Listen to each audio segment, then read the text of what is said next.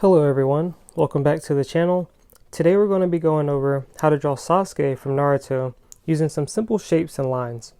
As you can see, I started off this drawing with the way I usually draw my faces. I typically start off with a circle for the cranium and then like a triangular shape for the jaw. I like to put the eyes right there on the bottom line of that circle. And the ears will go just right beside the eyes. I try not to get them too much above the eyes and not too much below either. I typically do just right beside them.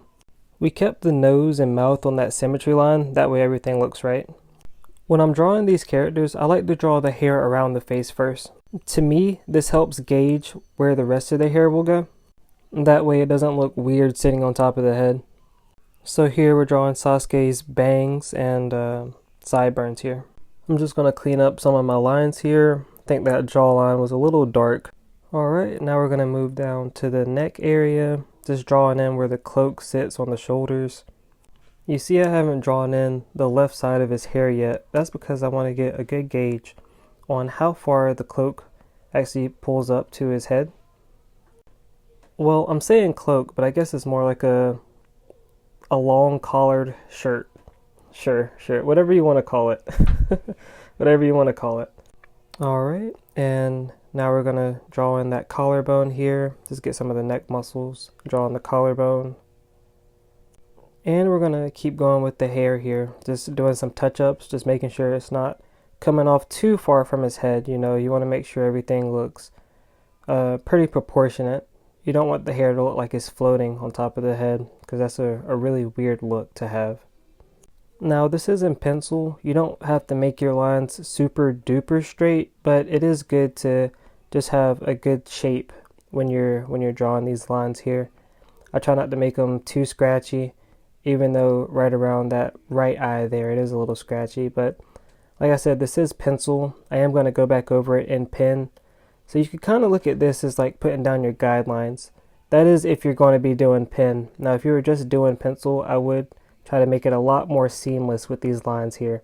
But I know I'm going to go back with pen, so I'm being a little free with it at the moment.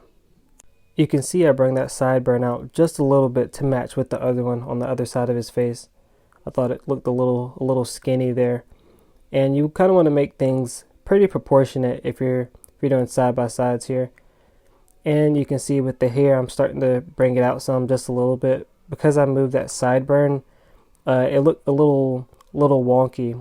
So yeah, we're just going to reshape the hair here, just making it look a little more proportionate.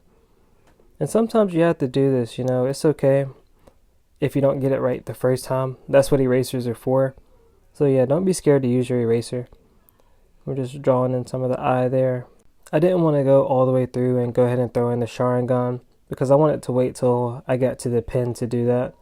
So now we're just touching up some lines here, giving the eraser a go, and just kind of cleaning up a little bit. Looking at the shirt slash cloak here, just going to add in some of the wrinkles that it has, because you can see it's kind of like, it's a little too big for him, I'd say, in my drawing, but that's okay. I think it still fits the character really well. And now here we're going to go in with the pen, just making sure to kind of take my time here. I understand it's sped up on the video, but in actuality, this actually took a good bit of time. Just making sure all my lines are straight, especially around the hair. When drawing straight lines like this, I find that a lot of people tend to curve their lines some, and that's okay if you're doing hair. But if you want your line to be straight, like on purpose, then I would take your time. These lines do have a little bit of curve to them, but I think it works well considering how the hair looks in the reference compared to the actual drawing that I'm doing here. Now we're going to finish up on the collar here for the shirt. We're just about to the end of this drawing here. Just going in, just adding those details with the pen. You want to make sure that you don't miss anything. When you're doing small lines like that, just make sure you take your time. Try not to rush through it. Like I said, this actually took me a long time in reality. You can see here that I'm going to leave the smallest details for last, like the iris in the eye. The little Sharingan dots, you know, things of that nature. You want to save that for last. At least that's how I go about it.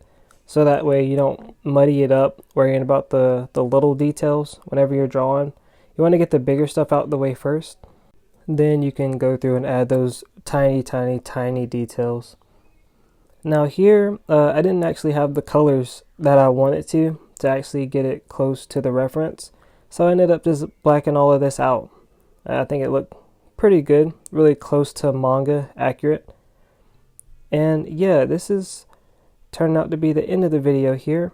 I appreciate all you guys tuning in. If you like this kind of content, be sure to hit the like and subscribe button. Also, if you're looking to learn how to draw, join our Sketch School community here on School. The link is in my bio. It's completely free. If you're serious about getting better at art, I think this is one of the best ways to do that. It's an awesome community. We have a lot of great people in there. Also a lot of courses, tips, and tricks to getting better. Alright, that's going to be the end of the video here. See you guys on the next one.